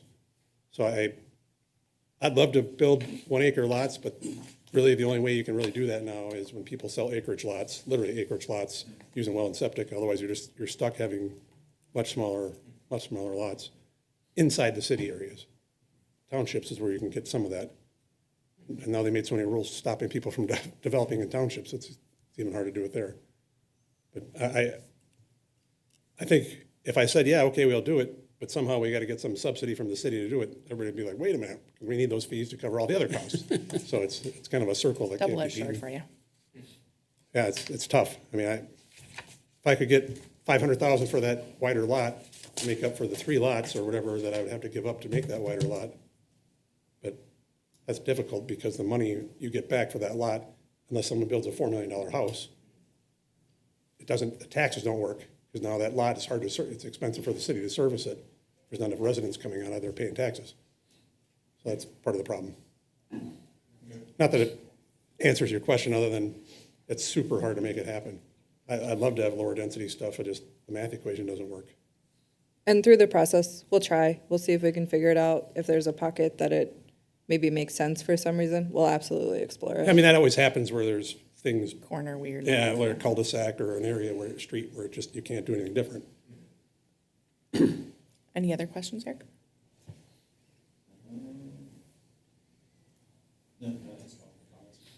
So Erin, for the commercial part, is that really focused on the people that are gonna be driving through there and living in that development? I just don't wanna see like how Chaska is very split, how you have the downtown and how you have, we're gonna call it uptown, I don't know what it's called, like Target area. That you have two separate areas. This is more neighborhood commercial, Okay. Yeah, because we're not anticipating big box Okay, or anything like that. That's all gonna go along 212 someplace. yeah. We already have, I know, that's what I was gonna say, but I didn't wanna go there. And one's on the hill. One's uptown. Okay, uptown, downtown, got it. groceries not too easy to buy downtown. Anything else? Sorry, I got one more question. Regarding the big park down south there, I believe it's across the 40 there is a natural gas station. Is that correct? Yep. How does that location, that natural gas station, how does that affect this plan here? I mean, was that park potentially put there just because it needs standoff distances for residential properties from the natural gas station, or was it not a factor at all in the decision? Yeah, I didn't consider that at all. It's going through different parts of the development. You can see if you go further west, it just goes right through neighborhoods and everything. That's pretty common with gas lines. Okay. They're not that, I don't want to say they're not that big a deal, but they're not that big a deal. Sure, I understand with the gas station, the station itself, is that impacted? The city, maybe Erin, you could provide that to them, like a link to the plan that you guys put together a few years ago. The city developed parks, they already have a concept plan for what a park would look like here. Yeah. That they did through the Parks Board and stuff like, was that 6-8 years ago or whatever? And they identified this general area for the park.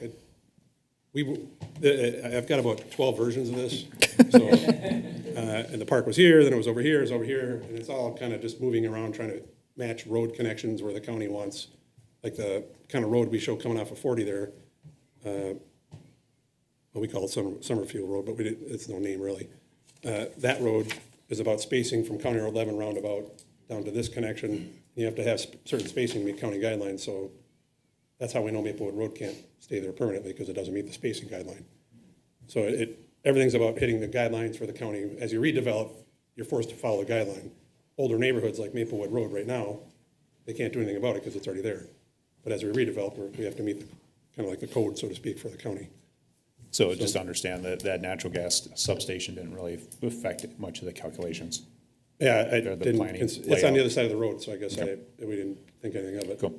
And part of the considerations for the park location would be, as you guys talked earlier, about having good access to a large park where you're going to have community members from all over coming rather than just, local neighborhood folks coming. So good access to that, and then some adjacency to a school should that end up being located, where we have it shown. So a couple of other factors to have a park at that particular location. Dave, did you have something else? Yes, I do, and this is really a left curve. But we talked about all the traffic problems on Jonathan Carver. We're going to add some more to it. One of the big issues is as soon as we got our nice freeway access up here, we became a connector from the south side of the river. Are there any significant plans afoot to try to get that traffic onto a different type of connector? Because this wasn't with stoplights and things like that, that's, we want it to be sort of residential, but people are whizzing through here on the way to work every morning, and that's why we can't get out off of Mount Carmel Road very well, and it's not going to improve. So if you look at that intersection, people coming across the Jordan Bridge, just one after another. Anyway, that's just a comment. I hope that in the long-range county plan or something, they're going to come up with a way to get people across the river without putting it through our little city. Yeah. I think they've been talking for 25 years on adding another bridge. I don't know where it's gonna go. But we can definitely share that feedback with the county as we start working through the process. Thank you all for your input. We good? Will you let me know if you have questions or comments? Thank you. I have a quick question. How do we get access to this material? It's on our. Everything's on our planning commission packet, and then we'll get project pages set up. So the city website will be the best bet. If you can't find it, just shoot me an email and I can link you to it. Yeah. Again, this is where we're probably gonna get kind of boring, so if you wanna leave, feel free. Oh, man, signs. Thank you. It could be more exciting than signs. Ooh, even Erin's packing. Including the what's that, city fats engineer? outside. No, Am you I can leave. permitted? There's gotta be engineering questions related to signs. You do? Yeah. Oh, okay. The spreadsheets. Erin, I need you to be calculating square footage. Ugh. You have to stay. No, you don't. Please go. I'm kidding. This is like, you can guilt him into giving you anything. Like, I could be like, I really like your backpack, and he would say, you could have it. So do not make this harder for him. All's good. Well, I do have a question. Maybe we didn't start at the beginning with him. For signs? Yes. Wow, okay. Okay, fine with me. Okay, let's get through these. Okay, so this is a little bit funny how we've worked through this process because the city council has done a ton of the work already, which is usually the opposite way with the zoning code. So the city council requested staff review and revise the sign ordinance. A lot of the information was outdated and wasn't applicable to how the city runs today, how we want to run, how we want to support local businesses and community groups. So a lot of the information was related specifically to temporary signs for the shops downtown. As you all know, there's not many occasional shops anymore. Most businesses run a more typical schedule. So there was a lot of information in there that felt outdated. I'm also going to talk through this process about an additional policy that was created by the city council. Your role is not policy review, it's the city council's. So I'm going to give you some FYIs about it, not something you need to think about. But the policy that we have created will allow for groups to apply for permits to put signs on city property. So if the Lions are holding their pork chop feed and they want to put some signage around the community, they can come into the city, apply for a permit. We can allow them to put signage on city property, which typically has not been the case. So anytime a sign goes up along Jonathan Carver Parkway, along 4th Street, along 6th, we sweep through the community periodically and pull all of them. So through the policy that the city council has created and is moving forward with, you could come in and apply for a permit that would allow you to put signs there. So that's like a $10 fee. It would set the amount of time you could have the signs there, and then you'd be responsible for removing them. So we ran into some sticky situations last year with some community groups who we wanted to support and say, we are grateful for the work that you're doing, but then we quickly said, like, but you can't put signs anywhere. And that was just a tough conversation. So the city council worked through it a lot. It was a lot of long conversations about temporary signs, but moving forward with a policy that would allow that to happen. So the draft that's in the packet tonight has been reviewed by the city council several times. The planning commission is reviewing it now because it lives in the city code. So the zoning section of the code that you are responsible for, that's why you're seeing it. The next step in this process, I hope to bring this back to you at an April meeting for a public hearing. Since it's a change to the zoning ordinance, you are responsible for that public hearing and then making a recommendation to the city council. So the city council started this work in March. They reviewed it a couple times in April as well. As part of our discussion at the city council level, we also went out and got some information from local business owners and community groups. So the people that we were having to say, no, you can't have signs to, we went out and asked for their feedback. How can we make this better? How can we support you? What type of process would make it more helpful for you? So we got a lot of good feedback from business owners via the Carver Business Alliance, which is our business meeting on the 3rd Friday of every month at City Hall, and then community organizations that frequent Carver. So the city council's discussion primarily focused on temporary signs, especially on city property. And then we also covered commercial signage versus community event signage. So what's the difference between someone advertising to put up your Christmas lights versus Little League tryouts at Community Park? So we talked a lot about that. And then enforcement strategy. My team is responsible for sign enforcement usually. So it's the building official and the assistant building official that are out there plucking signs usually, which is good and fine until it's summer construction season and they are booked up from the start of day to end. So we talked about enforcement strategy, what the council would like that to look like. At that point, council requested additional work to be completed by staff, which is the draft that's in your packet tonight. So some of the headlines that we thought about, the cleanup, ease of use. So signs has essentially been rewritten and it's included in the packet. There's general cleanup and clarity for sections that have been challenging for staff. So there's some old definitions, like one of them was a swinging sign and we could never figure out what a swinging sign actually was. So obviously it was probably time to take that out if that was something we didn't understand, like we can't enforce it if we don't know what we're talking about. So we took out a lot of the information that we didn't understand or believe to be pertinent any longer.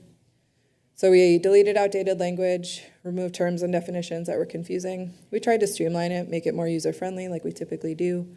And then we also had it reviewed by the city attorney. So signs are a pretty hot topic in the legal world. So we had to make sure that we were not regulating what someone can put on a sign, but we can regulate the size and where a sign can be. So you can regulate what the sign looks like, but not what it says. So the city attorney has also reviewed this draft several times and found it to be legally sound. So then again, the temporary event signage, the policy that the city council reviewed. I will say I'm excited about this because it's unique to Carver. So when we were drafting this, I went out to our cohort cities and asked, what do you do for temporary signage? And no one had a sound process of how they were able to support these groups outside of like, we just turn our head and we don't look at their signs, which is like, frankly, what we were doing to a degree. But this actually sets up a process where we can track who's coming in for a permit, tell them they're A-okay, we won't mess with your stuff, and then you need to take it down. So I'm really excited about this policy. It's been great to say to the business owners and community groups that were working on it to say, hopefully by the time summer rolls around, we can have some guidelines of where signs can be. The temporary sign locations are City Hall, Gazebo Park, Community Park, Carver Station, and Depot Park. You can have them there for 14 days. Can be a government entity, a nonprofit, to apply for signs in those locations. You can come into City Hall 3 days before you need to install the signs, $10 processing fee, and then the permit requires that the permittee removes the signs. So I'm going to go to just the draft of the sign ordinance. We can talk through it. Eric, do you want to ask Erin your question so we can boogie? So my question is related to the stress sheets. So if you go to section 3 permits and number 9 sub-bullet, for the permitting, the way I'm reading it, all signs require a stress sheet. So it's been forever and a day since basically when the dinosaurs were around, when I was doing my civil engineering stuff. My recollection of stress sheets are just basically calculations of moment arms and how stresses are transmitted through members and all that stuff. You know, loads are moved around. So first question, is that a correct kind of generalization of a stress sheet? Yes, and is this, what section is this in again, Eric? It's in the permit section. Is this for permanent signs? Yes. Yes. Okay. Yep, so it would have to be basically engineering calculations to prove that the sign is structurally designed sufficiently. So my understanding is fairly correct, at least in the ballpark. Yeah. Okay. Is there an industry standard that kind of goes with what size or weight of a sign that these stress sheets have to start kicking in? Because, you know, on the far extreme, you know, you got a 4 foot by 3 foot cardboard sign or a breadboard or something like that. Having a stress sheet seems a little bit overkill. Is there kind of, versus like a billboard or a monument or? I can take that one. Okay. So depending on the type of sign, it either comes in on a zoning permit. So if it's like a temporary sign or if it's like a temporary construction sign, it's a zoning permit. If it's a permanent sign, it goes through our building department and they do a full plan review. So they check the footings against the weight of it. So I would say it's the footing size that determines the amount of stress that the sign can handle. But that goes through the building permit process. So they do their full review, we inspect it. So essentially it's like a structure. Correct. So what I'm getting at is just trying to figure out if a stress sheet is really necessary for all these permitted signs or not. No, so we typically get like a development sign usually does, like a monument sign for development that comes in on a building permit. So anything on that scale, yes, we do a review of it.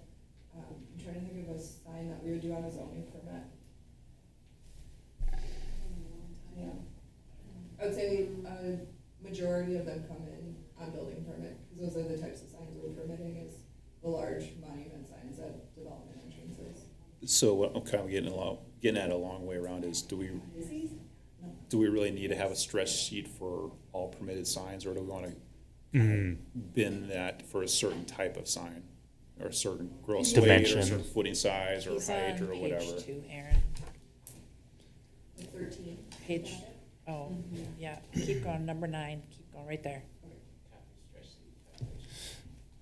That might be a building official question, if there's a code that, at what point is that required? Like what, if there's so much surface area for like wind load or Yeah. whatever. So I can't answer that question, Eric, but that's something maybe Yeah. we could ask Nick about too. And I'm gonna say internally, that's something that we flesh out. I just asking Natalie, the signs that come in on a zoning permit are like wall mounted ones. So if you think about like the Mizzy sign on the corner, that did require footings or a foundation for the sign. So that would be a zoning permit. If you wanna add something, we can. I don't think it's necessary, just based on our practice of generally putting signs through the building permit process as opposed to a zoning permit. Eric, are you just suggesting, if required, mic a wasn't on. copy of the stress? Yeah, and Like- what requires that?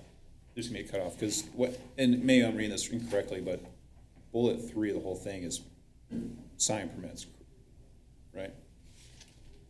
Or am I It's missing? required and it's saying all this stuff has to be a part Any of the kind of, application. so I read this, any kind of sign needs a stress sheet, Sure. which from putting up a Yeah. breadboard in front of a business or a yard sale sign, Yeah, it doesn't matter. I don't think Yeah. anybody's really gonna know what a stress sheet is. A what? Well, I'm saving you, because they're gonna Yeah. come to you and ask, Yeah. what the hell's a stress sheet? Yeah. And Yeah. how do I do this? And you end up doing the calculations for them, based on the code. Yeah, yeah. Might crack It's a the good sidewalk. point. What's that? That sandwich board might crack the sidewalk. Yeah. Yeah, I hope not. I mean, obviously, I see the utility, we're putting up Yeah. a billboard on 212, or, a large Yeah. monument sign. You don't want that thing toppling over on Oh my something gosh. due to a wind load or Yeah. unstable foundation. So you're just saying cross out number 9? No, I just want to change it. I don't want to cross it out. Okay. Maybe it's add something like if deemed necessary by engineering. Yeah, or the See building city for department. Stress sheets and calculations. Yeah. Something like that. Good point. Carte blanche applies Yep. all permits.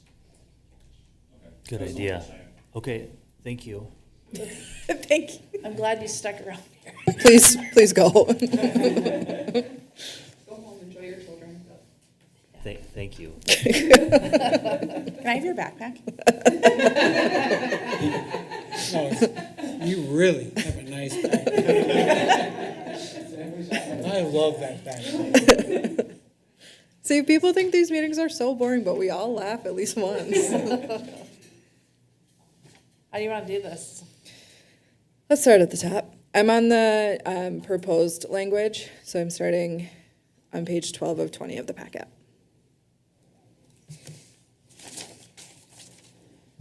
Yeah, I guess kudos to Erin and the staff, because I was at those meetings when we looked at the original sign ordinance, so it's, it's a fantastic I could improvement. have sworn we've reviewed this already. No, we had. Yes, then we did it again.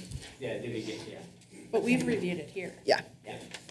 And this was one that we wanted some council feedback on, so Okay. we're flipping the work around. It's been 2 years. Yeah. So, Erin, just in your little presentation, you said the city council does the policy. Correct. So if we have recommendations to change the policy, you'll take that back to them or no? If there are small changes, I would say yes. If you fundamentally want to scratch the whole thing, I'd say probably not. Okay. Okay, anything in section 1? Number 1? Number 2? Yeah, 2A, this is maybe just creepy grammar thing, but looking at the words construct, enlarge, move, alter, convert.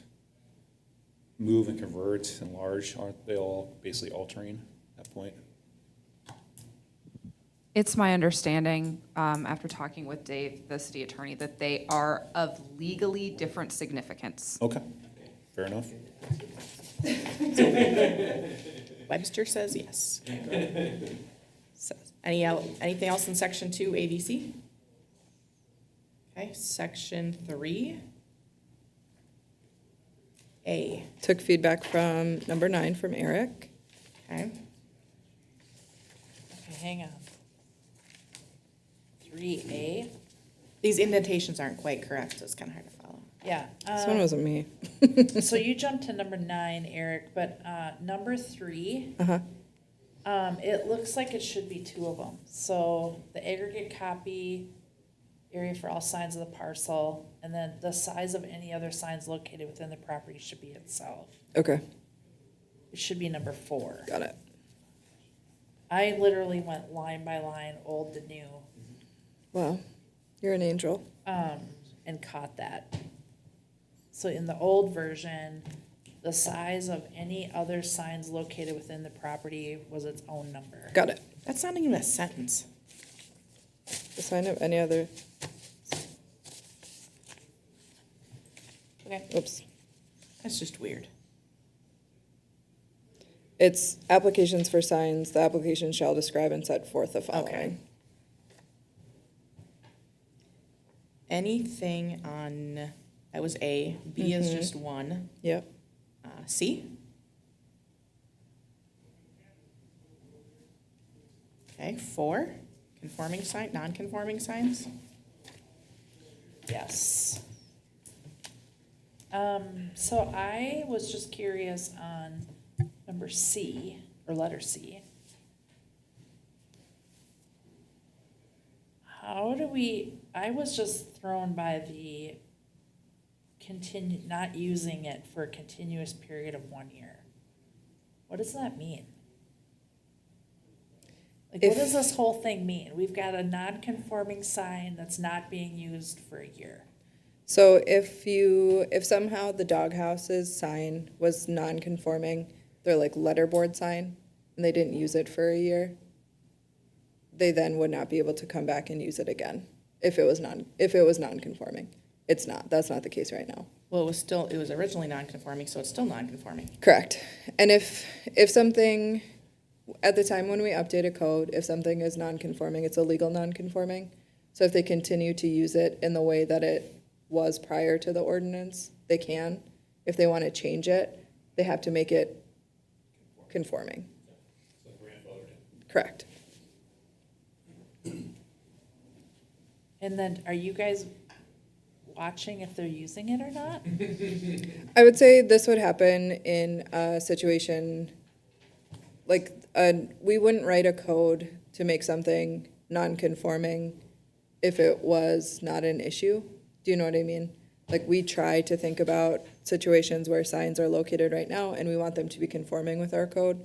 So I would say this is likely one that we will not exercise, but I would suspect we will be glad to have if something strange happens. Okay. Would it more practical, like, a building, a sign is existence, that shop closes down, then and we change the code, right? The sign could theoretically be non-conforming and they wouldn't have been using it because it'd been vacant, right? And the new Correct. person who opens the business would have to make their sign conforming, basically is what it's saying, right, Erin? Yes. That would be a more practical, okay, yeah, that makes sense. I don't know why you would have to Come on. wait a year. I don't know why you would have to wait a year. We're gonna actually come back to the 12-month piece, because there is a discrepancy in another area of the policy. I mean, if you have a non-conforming sign and you remove it for any reason, it's non-conforming. Right, but this is not if you don't remove it, if it stays. No, it's not used for a continuous period of 1 year. I mean, why is somebody gonna keep track that it's not been used for a year? I mean, maybe make it a week or two. This is Maybe- permanent signage, correct, Erin? Correct, yeah. So it's not I- something you're just gonna take down and put back up? Right, and I hear what you're saying, and I want to say, like, we're so busy at City Hall that we would never do that. But Carver's a pretty small place, like, if a business changes, we typically have Not if eyes on all that. these developments go through.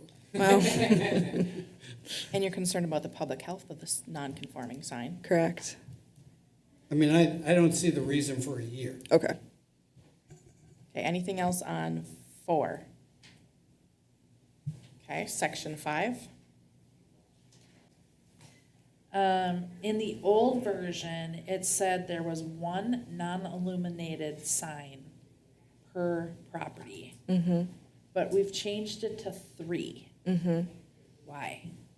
So thinking about, like, Hometown Bank is a good example of it, where they have signage on a couple different sides of their building. Mizzy's So- has it on the front and the back. Yep. So Hometown Bank has their like electronic sign in the front, and then they have some directional signage throughout the site too. So we wanted to cover that. Lakeview Industries also has signs that route truck traffic internally to their site. So it was adding additional signs Okay. that someone could put up Okay, so then the word sign has to be plural. here. Signs, Signs. And then in number 4, there's an extra comma, rogue comma, and, a rogue comma, On which number? or. number 4. Oh, yeah. Okay. 6, anything on 6? No, hang on, sorry. Oh, not done with So 5. in the old version, we had, public institutional listed as a sign option, and we didn't include it in the new one.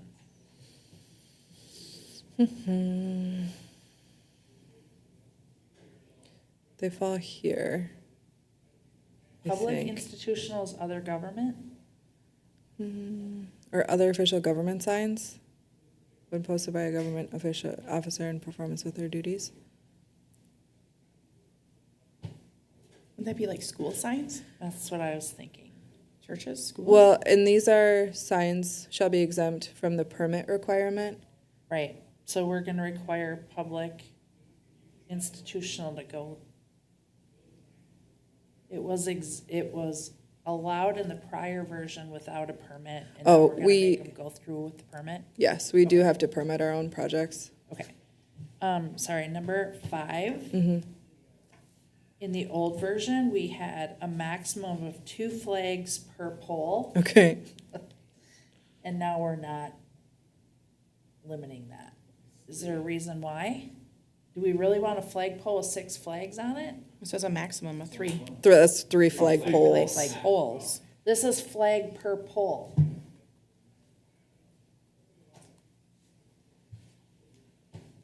So you can have 3 flag poles, as many flags on a pole as you You want. could have 8 flags on a pole if you wanted it.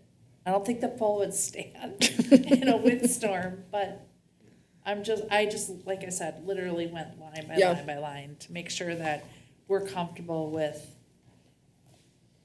the deletions. I don't feel strongly about it. Do you feel strongly about 2 flags per pole? Let's go square area. No. Total square That is area. something I'm too busy to do. I will not be measuring flags. Okay, I mean, I'm just raising it. Yeah. To the group. And then, so is there any concern with the number of flags per pole? Okay. And then in number 6, in the old version, window signs installed for the purpose of viewing from outside the premise. In the old version, it said, however, such signs shall not exceed 50% of the available window space, and that has been removed. So here's what triggered my mind on this one, is depending on the density of the sign, it could, it could give a poor presentation, if you will, in the city, if they just take their whole sign and cover up their glass. I'm just visually thinking about, like, if somebody just plastered black all over that window there, is that, with a sign on it, would that be appeasing to us? And this is gonna come back in a signs category. There is no limit. And so do we want the entire window? A little bit careful about, I hear what you're saying. I think 50% is fine. I think that's a good idea. Keep it what it was before, Yeah. yeah. for number 6. you're gonna have to measure windows and signs. Well, that should come in on a permit. A flag doesn't need a permit. Done with number 5, on to number 6. So permitted signs, 6, prohibited? yes, Okay. past my bedtime. Is there a story about the pylon signs? Is there a whole discussion about this? No, I was hoping there would be, because I wanted to say something like, Okay. yes, there was some grand thing, but no. Okay, so I'm just trying to understand why we would prohibit a pylon sign versus a shorter monument sign is allowed, allowing billboards in certain districts. But is there any rationale behind prohibiting pylon signs? That's what I'm getting at. We don't allow billboards anywhere, just as a reference. I thought there was some in the 212 section.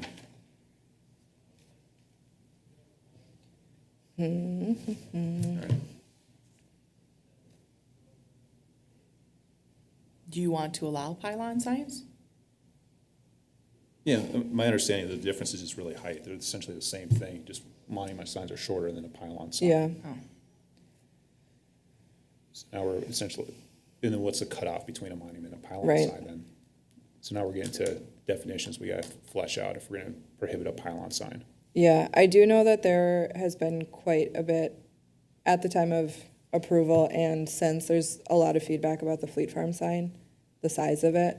So I would suspect that we are hoping to avoid an additional sign at that height. But that's my guess at this point.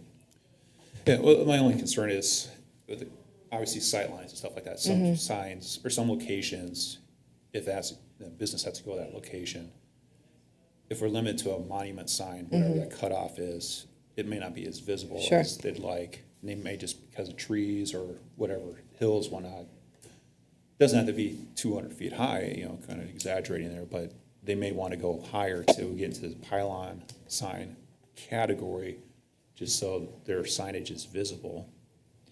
And maybe a helpful route would be we could have a max height for a monument sign instead of, like, I don't know the difference between a monument sign and a pylon sign. I don't know if is one significant, but that could maybe be what it is that, like a coordinated development monument sign not to exceed X feet.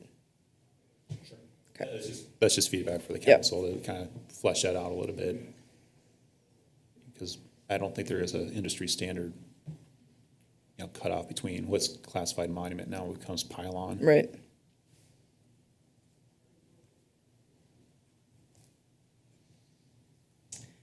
So G, the word exterior was added. Okay.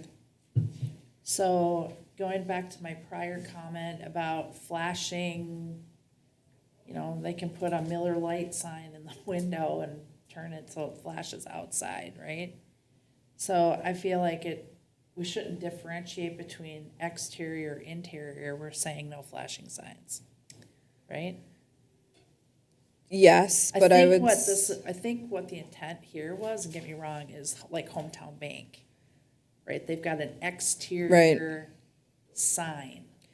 I would also say it likely applies to Harvey's, the Doghouse, Lisa's, where most of them do have illuminated signs in their windows. I just don't know if we want to be in the business of saying if something happens, you can't put it back up, because then it would be a non-conforming sign. Well, these are animated, flashing, intensely light. Okay, so it feels different to you than It what? does. Okay. Than what they, you know, if they've got like a Miller Lite, Uh-huh. that's fine. But then it gets to my other comment of the 50% window. Yeah. You know, where do you gotta kind of draw the line somewhere. And then in H, wind activated Oh, yeah. devices, that should be its own. Oops. That should be I. Yeah. Okay, It's is actually,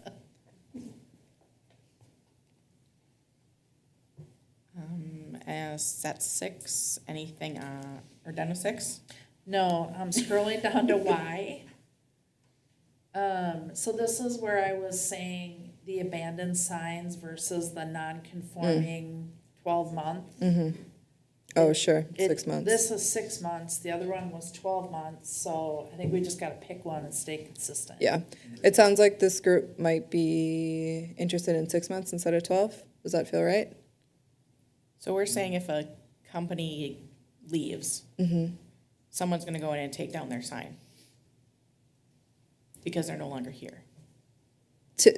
Typically, yes, that's what you want to see, that the sign goes with the business. So this would be if, the non-conforming one would be if someone then moved in and wanted to use that sign again, they wouldn't be able to if it was non-conforming. Where this one is abandoned, then I think we could move forward. If it became a health safety issue, we could likely remove that sign if we deem it to be abandoned. How is a sign unhealthy or unsafe? Like it's gonna fall off the building? Yeah. Okay. So I guess a definition of abandoned. So let's say business X, the location, they have a sign. They move out. They leave the sign behind. But the building's still there, and maybe another tenant moves in. In that transition period where it may or may not get a new tenant, would the sign be considered abandoned at that point? So with that kind of line of logic, I would kind of lean more to 12 months, because it may take a little bit longer for a new tenant to come in. It'd be a shame to tear down a monument because it hit 6 months, and 9 months or 12 months in, a new tenant comes in, and they could reuse that sign, now they could rebuild it. I mean, there's obviously trade-offs in both. You got some sign up there for 12 months before we can do anything out of it. It could be an eyesore or whatnot, but just kind of building some flexibility for new businesses coming in. And Yeah, and all shape, like this would be a route that we would probably take if it were starting to fall apart. So there would. Come on. Oh, I like to sit back. I know, but we can't hear you. Sometimes people think that's better. Now I've forgotten what I was. Sorry. So there are other venues for taking down things that are hazard, Right, that don't apply just because they're signs. correct. Okay. I would say go a year. Okay, Yeah, I think making it consistent in a year seems reasonable. Again, you never know. Nothing moves as fast as you want, so if someone's moving a new building, I think that's reasonable. But this is a little different than the other one. The other one was correct. a non-conforming sign. Yeah. Unused sign. Yeah. And I don't think that should have to be abandoned or a year. Yeah, had provisions in the prohibited section for dilapidated and neglected signs that we could leverage. Yep. If the sign left behind looks terrible, we want to get rid of it. yeah, and we could also use zone, or Just 7.1 there, it's missing a period at the end. okay, And then number 2 is a capital W for written. oh yeah. Who formatted this? Not Natalie. We can start I mean, that finding actually- indents and stuff too if we want. Yeah, I didn't Yeah, go the there. numbering's off, yeah. I was What number were we on? Okay, so 7's kind of a long one. Anything else on 7? Are you being facetious? It's a page and Oh, a okay. half a line. She's So, not, okay. in letter E, Mm-hmm. so I noticed letters, just so you guys know, letter C, it says reserved on the new one. That's actually all the temporary signage language that was pulled out. So that's why that's blank. Or why it says reserved, because I just didn't want to reformat. Yeah, I guess. Re-letter everything. But in letter E, the very last sentence references temporary signs. So I don't think that needs to be in there Yeah. anymore.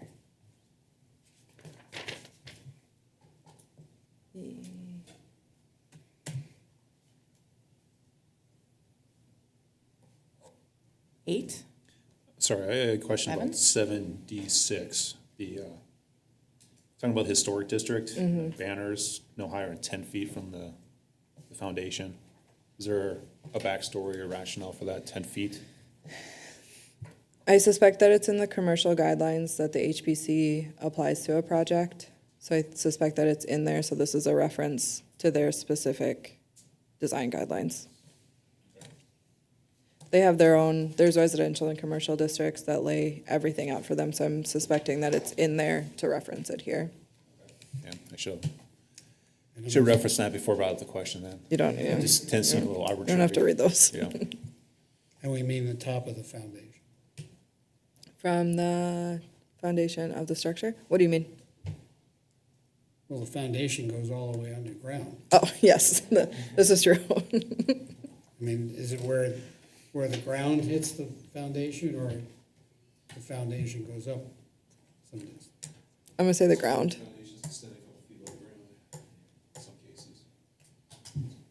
I'm gonna say from the ground. Then change it. Yes, sir. Okay, section 8, requirement by zoning district. I'm sorry, I have one question. I'm sorry. I just have one question. So in section F, Yeah, okay, in the old version, it said, the section was titled changeable copyboard and dynamic display signs. What is a changeable copyboard? that's why we got rid of it. What's a dynamic display board? Display sign. Hometown bank showing the time and the temp. Okay. So what do they call the, like, large, like where they put the letters in and spell something out? Like the old marquees. Like old Is that what? Like a movie theater That's what, sign? like, triggered my mind. No, like, Yeah. Well, there are signs that are electronic signs that change continually. right. But that's why I was, changeable copyboard to me felt like one of those signs where they spell the words out with those plastic letters. Like the old movie theater marquees. Or the doghouse, right across the street. So I wasn't sure if that's something we should remove, because I don't think we have, any type of sign like that, we would probably want to make sure we're accounting for. I would probably call that a wall sign. Well, they come on wheels. Then I would call that a temporary sign. You got an answer. That's all that matters. Okay. What if the wheels are flat? What if the wheels are on the foundation? Section 8, requirement by zoning district. So I noticed here's where we put the number 5, that's where all the temporary Yes. A-frame stuff went. Correct. What I didn't see called out here, though, I know we had talked about making sure we had pedestrian safety on the sidewalks. So are the I like reread this 3 times and really didn't see where we're addressing, we plunk a sign on the sidewalk and now we're forcing people to walk off the sidewalk. Yeah, I suspect that it is included here. So the Americans with Disabilities Act ensures clear sidewalks. Do we want to say anything about safety, though? Because it talks about in the public right of way, that's prohibited. I just remember a very deliberate conversation about making sure that the sidewalks were clear. Right. Which is why we came up with some of this other language. I think maybe we could fit it in A. Any such sign may not be placed within the actual street, within any parking space, or on a public sidewalk that would interfere with pedestrian traffic. Okay.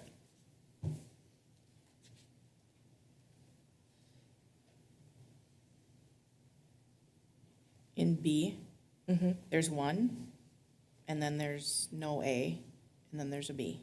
Oh, yeah, I see that. There's a period. There, I didn't catch that. What? I was getting tired. There's a floating tree on the side. anything else on that section?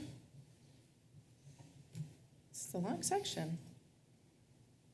9, table of sign regulations. I just thought it was interesting that you removed one table but left the other. Well, it says table of sign regulations, and there's no table there either. The officials authorize the board. Under 9? Mm-hmm.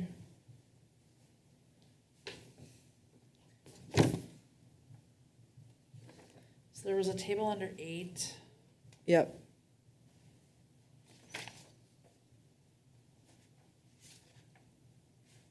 And there's no table on 9. I don't think 9 is supposed to have a table, though. It says is authorized. Yeah. It doesn't say has to. Right. Okay, section 2, that starts with letter C.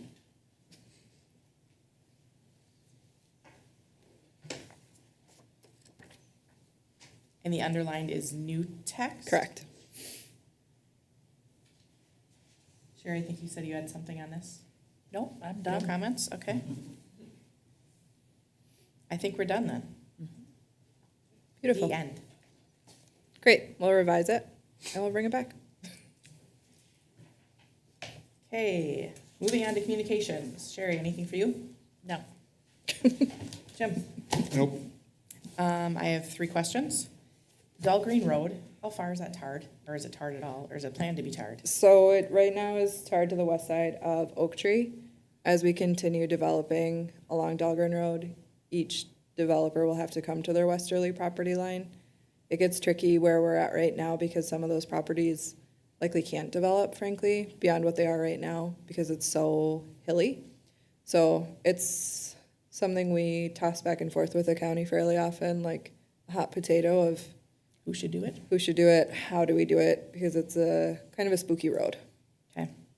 Actually, it's a township road, right? It is right now, yeah, yep, Creekside Park, timing? Are they gonna Midsummer. start again soon? yeah, midsummer will be open. And then is disc golf still planned, or is that, Phase 2, Phase so 2. eventually, yep, is a chicken ordinance approved? yes. And how many chicken applications do we have? We have gotten several of people who already had coops, which is great. New ones, maybe 2, Okay, 3, 4. okay, good. That's all my questions. Are you gonna submit one? No, Oh. I can't handle chickens. Lincoln? 2 quick questions. The gateway to Carver by Casey's. I Yep. see you can submit feedback on the website. There's no timeline listed. Where's that at? Do you know? We are continuing to apply for grant funding.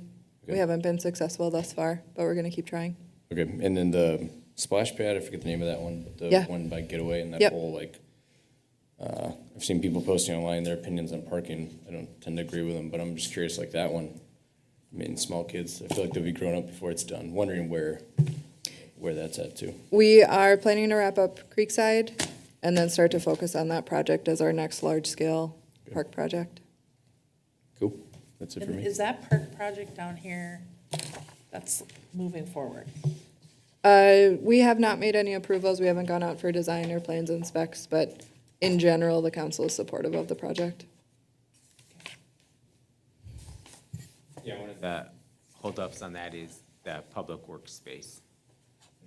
Currently, the public works has the salt briner for the winter roads in there, so they'll need to move that first, annoyingly.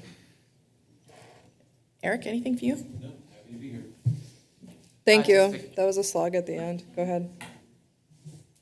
Go ahead. Read. Yeah, just a quick updates from the Carver County Park Board. So we're currently in the review of our Baylor Park Master Plan. So the park hasn't had a master plan since 1979. So there will be website feedback and community involvement of what they want to see at Baylor Park. Baylor Park is on the far western edge of the county, kind of by Norwood Young America to the south. So that's it. So I know we approved this agenda, but it goes from 5 to 8. Oh, that was my bad. I'll take that. What goes from 5 to 8? The agenda. Numbering, we go from 5 The communications official to one only goes to 6. 8. This was my bad. That's the annotated. Oh, version. okay.